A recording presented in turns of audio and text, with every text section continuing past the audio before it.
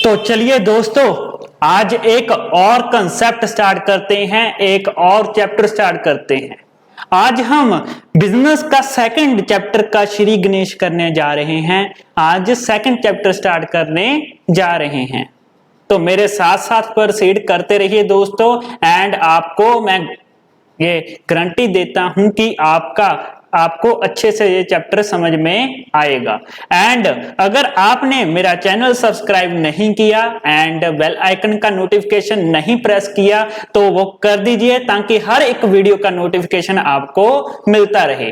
तो चलिए दोस्तों, बिना किसी देरी के हम अपना कंसेप्ट स्टार्ट करते हैं। सर कौन सा चैप्टर करवाने जा रहे हो? अब आज मैं करवाने जा रहा हूं आपको second chapter, that is principal of management.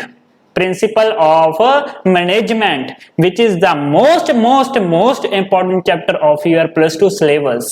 Okay, तो चलिए पीपीटी के जरिए देखते हैं हम कि प्रिंसिपल्स क्या है मैनेजमेंट के। ओके सर, देखते हैं।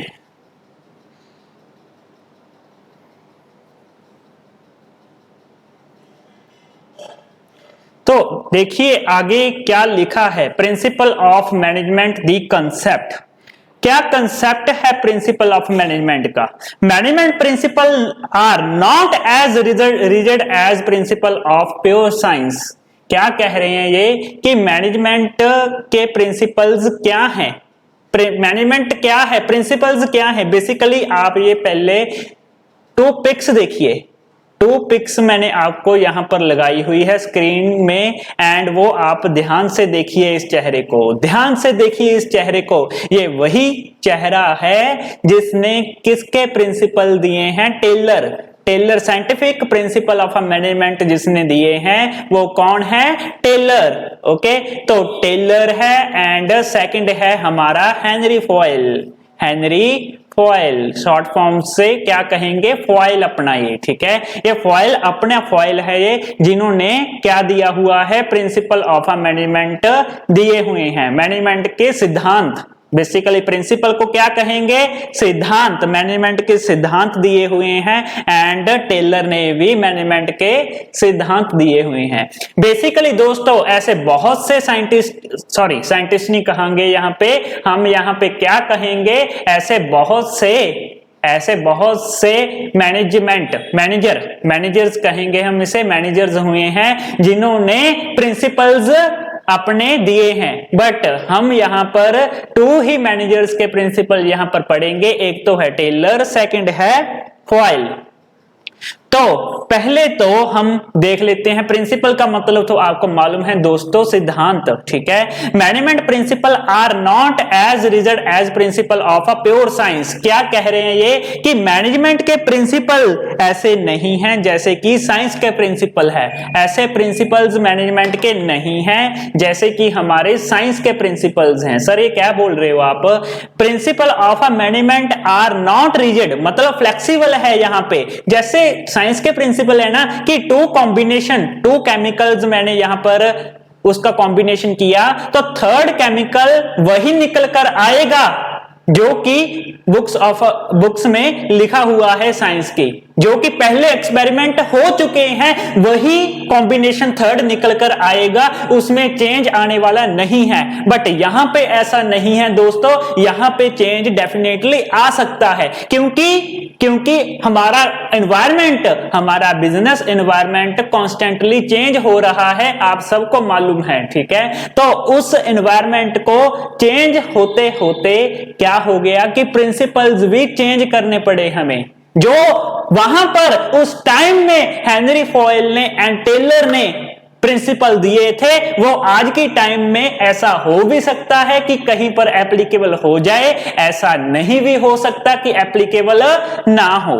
Okay, principle management are not rigid as a principle of a pure science, they deal with the human behaviour. जब मैनेजमेंट की बात आती है ना दोस्तों, तो ह्यूमन बिहेवियर बीच में आ जाता है, कस्टमर्स बीच में आ जाते हैं। तो कस्टमर को क्या चाहिए, क्या टेस्ट एंड प्रेफरेंसेस हैं, तो वो यहां पर अफेक्ट करता है। Okay, and thus are to be applied accordingly, applied creatively given the demand of the situation। जैसे जैसे डिमांड आ रही है, जैसे जैसे जैसे जैसे सिचुएशन आ रही है वैसे वैसे हमें प्रिंसिपल्स को भी यहां पर चेंज करना पड़ता है। हम वैसे प्रिंसिपल जैसे कि उस मैनेजर्स ने दिए हुए हैं नहीं एप्लीकेबल कर सकते। यहां पे आगे है principle help managers to take decisions while performing these functions. Principles क्या करते हैं दोस्तों? प्रिंसिपल्स डिसीजन लेने में हेल्प करते हैं, डिसीजन लेने में हेल्प करते हैं जब भी हम मैनेजर्स कोई भी फंक्शन परफॉर्म करते हैं। जब मैनेजर कोई भी फंक्शन परफॉर्म करते हैं तब प्रिंसिपल्स क्या करते हैं? प्रिंसिपल्स डिसीजन लेने में हेल्प करते हैं। ठीक है, the following points summarize the nature and principle of a management. मैंने पिक्स आपको दिखा दी है कि ये दो चेहरे हैं, ध्यान से देख लीजिए आप। एक तो टेलर है, सेकंड है foil, that is Henry foil, जिन्होंने प्रिंसिपल ऑफ अ मैनेजमेंट को राइट डाउन किया है। बेसिकली बहुत से ऐसे चेहरे हैं कि जिन्होंने प्रिंसिपल दिए हैं, बट यहां पर +2 की स्टडी में हम दो ही ऐसे चेहरे पढ़ेंगे, हेनरी फॉयल, टेलर, जिन्होंने प्रिंसिपल ऑफ अ मैनेजमेंट हमें दिए हैं। तो आगे हम चलते हैं, आगे है nature of a principle of a management. Nature of principal of management, sir ये क्या आ गया पैराग्राफ सा, कैसे याद कर पाएंगे दोस्तों? पहले तो आप इसे याद ही करो, पहले तो मैं पॉइंट आपको याद करवाऊंगा, फिर हम आगे प्रोसीड करेंगे। ठीक है, तो पहले तो याद करते हैं सर। हाँ, पहले याद ही करना पड़ेगा। खुल जा SIM SIM.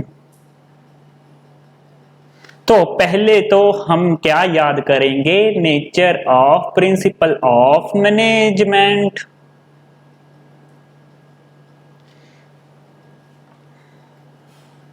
Nature of principal of management.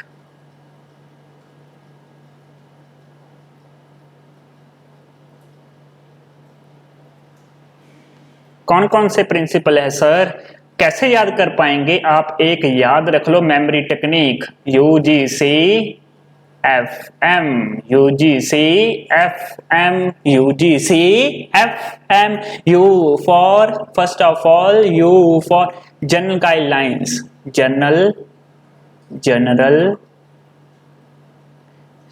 U for universal applicability, U for लिखिए universal applicability, universal applicable।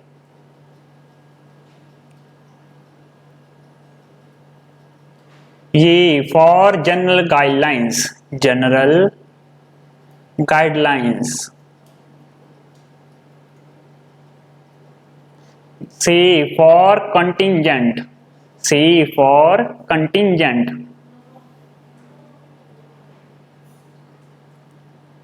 C for cause and effect relationship, C for cause and effect relationship।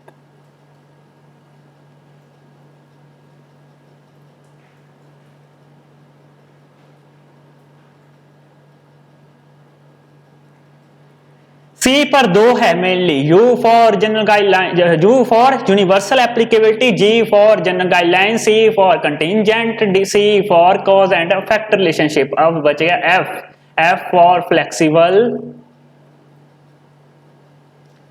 M for mainly behavioural. Okay, तो मैंने यहां पर आपको एक memory technique के जरिए याद करवा दिए।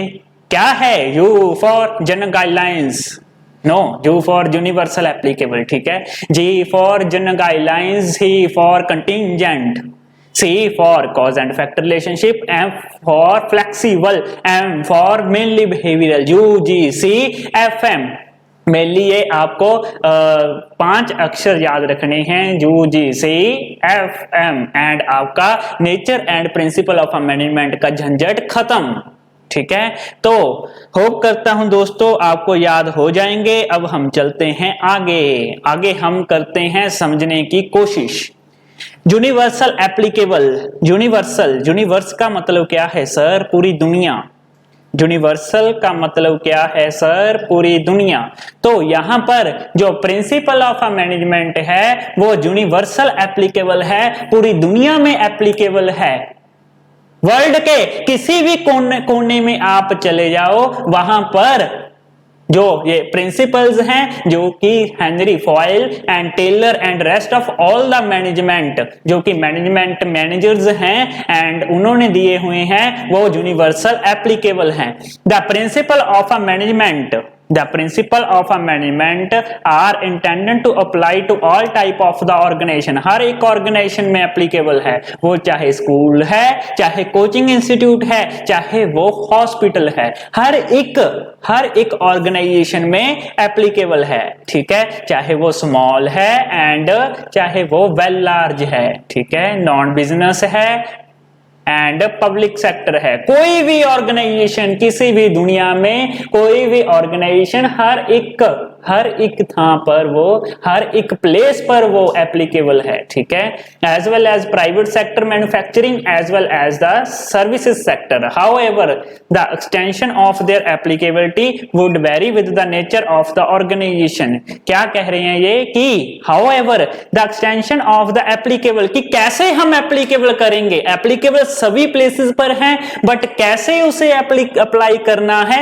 वो कैसे डिपेंड करता है, कहां पे डिपेंड करता है। Extent of their applicability would vary with the nature of the organisation, कि उस ऑर्गेनाइजेशन का जिस पर हम अप्लाई करने जा रहे हैं उसका नेचर क्या है, उसकी बिजनेस एक्टिविटी क्या है, उसका स्केल ऑफ ऑपरेशन क्या है, और भी बहुत से फैक्टर हैं कि हम कैसे उसे अप्लाई करेंगे, ये डिपेंड उस फैक्टर्स पे करता है। For example, for greater productivity, work should be divided into small tasks. Each employee should be trained to perform his or her specialized job. This principle, देखो ये प्रिंसिपल दिया हुआ है, हम आगे पढ़ेंगे। डिवीजन ऑफ अ वर्क, ठीक है, हेनरी फॉयल का प्रिंसिपल है। कहते क्या है? This principle is applicable to a government offices where there is a diary and dispatch clerk whose job is to receive and send mail or a document and data entry or and where task is to input data on the computer, a PN and an officer etc। हर एक organisation में हर एक बंदे पे वो apply होता है। हर एक organisation में, यूनिवर्स के हर एक ऑर्गेनाइजेशन में, चाहे नॉन प्रॉफिट है, प्रॉफिट मेकिंग है, जो भी मर्जी ऑर्गेनाइजेशन है, हर एक पे वो अप्लाई होगा सर, होगा। ओके, सेकंड है हमारा जनरल गाइडलाइंस। प्रिंसिपल क्या है सर? प्रिंसिपल है जनरल गाइडलाइंस। जनरल मतलब कि वैसे ही इन्होंने गाइडलाइंस दी हुई है, एप्लीकेबल करना या ना करना, एप्लीकेबल करना या ना करना, ये किस पे डिपेंड करता है? ये मैनेजर पे डिपेंड करता है। ठीक है, वो सिचुएशन देखेगा कि कैसी सिचुएशन चल रही है बिजनेस में, उसके अकॉर्डिंग ही प्रिंसिपल अप्लाई करेगा। ऐसा नहीं है कि जो मैनेजर्स हैं उन्होंने प्रिंसिपल्स दे दिए, उन्होंने सिद्धांत दे दिए एंड हम वैसे ही उसे अप्लाई कर देंगे। It is not possible in the management like in the science. Okay, science में जो पॉसिबल है वो मैनेजमेंट में पॉसिबल नहीं है।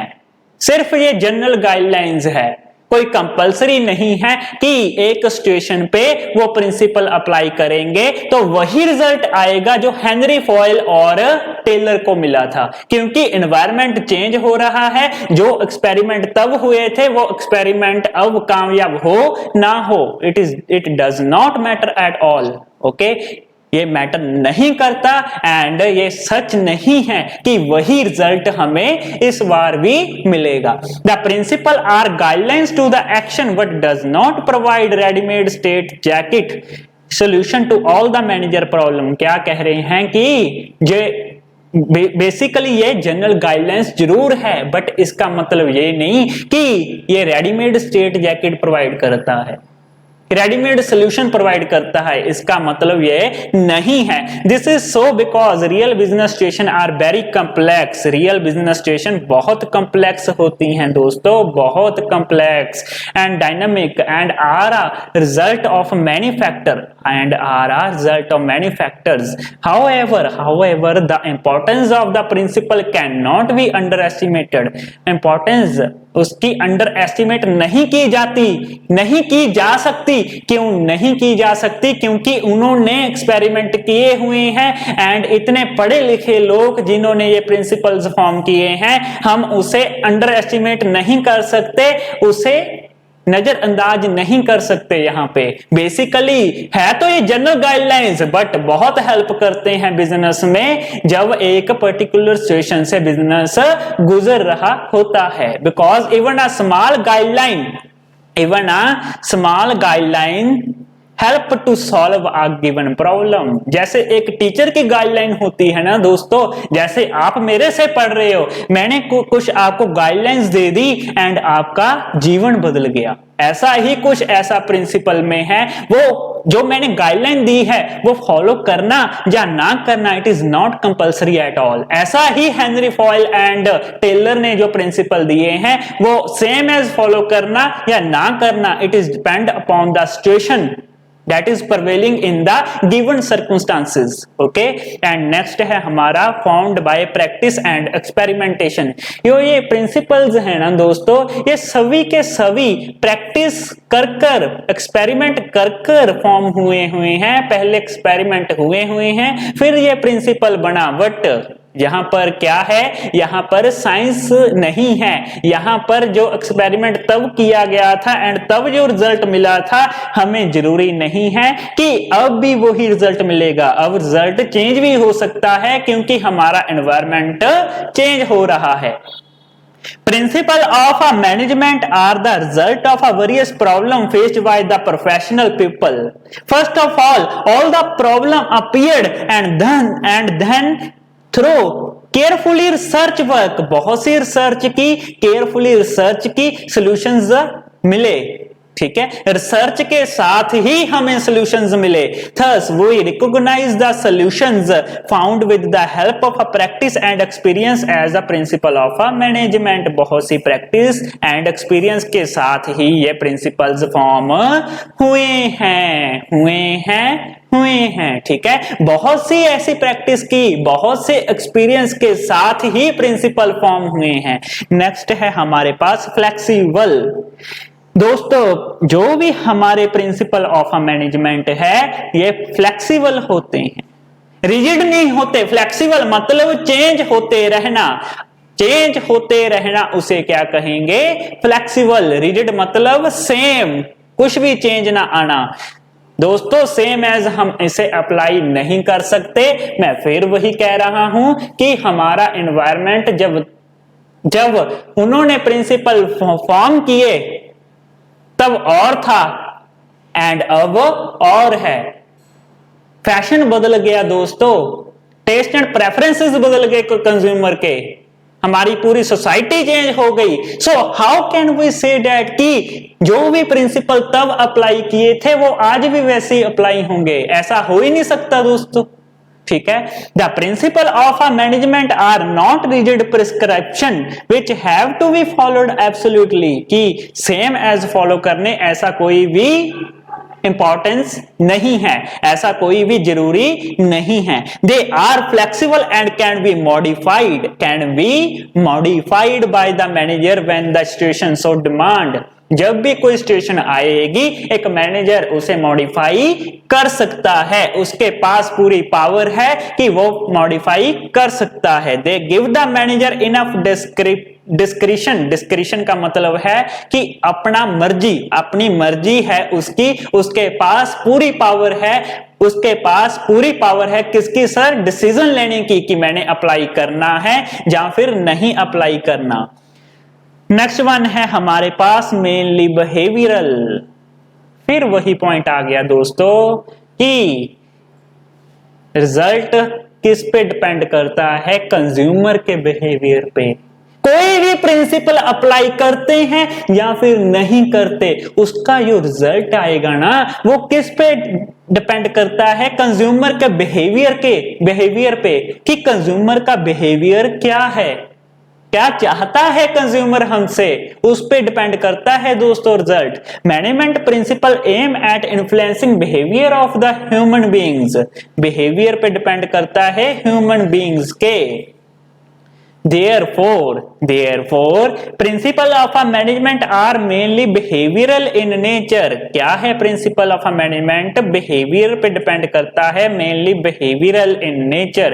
It is not that these principles do not pertain to things and phenomena at all। It is just a matter of emphasis। Moreover, principle enable a better understanding of a relationship between human and material resources in accomplishment। और बहुत सी help करता है principal. ऐसा नहीं है कि consumer का behaviour change हो गया कि हम अप्लाई ही नहीं कर सकते, वो मैनेजर देखेगा कि गिविंग सिचुएशन क्या है, उसके अकॉर्डिंग कंज्यूमर का बिहेवियर एनालाइज करने के अकॉर्डिंग जो भी एनालाइज कर रिजल्ट आया कंज्यूमर के बिहेवियर का, उसके अकॉर्डिंग ही प्रिंसिपल फॉर्म किए जाएंगे एंड उसके अकॉर्डिंग ही मैनेजर क्या करेगा, उस प्रिंसिपल को अप्लाई करेगा एंड रिजल्ट डेफिनेटली मिलेंगे अगर सही से अप्लाई किया होगा तो। Basically moreover principle enable to better understand, क्या करता है ये, बेटर अंडरस्टैंड करता है किसके बिहेवियर को, अंडरस्टैंडिंग द रिलेशनशिप किसका, ह्यूमन एंड मटीरियल, कि ह्यूमन एंड मटीरियल का जो रिलेशन है उसे बेटर अंडरस्टैंड करने में हेल्प करता है। सर कैसे, हम आगे प्रिंसिपल करेंगे दोस्तों, आपको जब तक ये चैप्टर खत्म होगा आपको ये पॉइंट भी क्लियर हो जाएगा, तो बने रहिए मेरे साथ एंड आगे चलते हैं। लास्ट पॉइंट है हमारा कंटिंजेंट। सर कंटिंजेंट तो लायबिलिटी होती है ना, यहां पर कंटिंजेंट क्यों आ गया? कंटिंजेंट का मतलब क्या होता है दोस्तों, हो भी सकता है या फिर नहीं भी हो सकता। What is the meaning of a contingent? कि हो भी सकता है, नहीं भी हो सकता। तो प्रिंसिपल ऑफ अ मैनेजमेंट क्या है, अप्लाई हो भी सकते हैं, अप्लाई नहीं भी हो सकते। Same as principle of a management के साथ है, वो हम गिवन सिचुएशन के अकॉर्डिंग देखेंगे कि प्रिंसिपल अप्लाई करना है या फिर नहीं करना। कोई भी हमें यहां पर जरूरत नहीं है कि हमें अप्लाई करना ही करना है, ठीक है। The application of a principle of a management is a contingent or dependent upon the prevailing situation at a particular point of time। कि उस टाइम पे कैसी सिचुएशन है उस पे ही डिपेंड करता है कि हमने प्रिंसिपल अप्लाई करना है या फिर नहीं करना। The application of the principle has to be change as per the requirement. जैसे जैसे रिक्वायरमेंट आ रही है ना हमारे पास, वैसे वैसे हमारे प्रिंसिपल्स भी चेंज होते रहेंगे। जैसे जैसे एनवायरमेंट में चेंज आएगा वैसे वैसे भी हमारे प्रिंसिपल चेंज होते रहेंगे। वैसे वैसे ही हम देखेंगे कि प्रिंसिपल अप्लाई करना है या फिर नहीं करना। तो दोस्तों ये तो थे nature of a principle of a management. Hope करता हूं कि आपको समझ में आए होंगे। तो आगे ऐसे ही कुछ और वीडियोस आती रहेंगी accounts as well as business study की एंड इकोनॉमिक्स। होप करते हैं दोस्तों कि जल्दी ही स्टार्ट कर पाएंगे हम। तो बने रहिए मेरे चैनल के साथ एंड सब्सक्राइब और बेल आइकन दबाना ना भूलना। एंड कल हम आगे इसके करेंगे और कुछ कंसेप्ट्स। तो थैंक यू दोस्तों फॉर वॉचिंग द लेक्चर।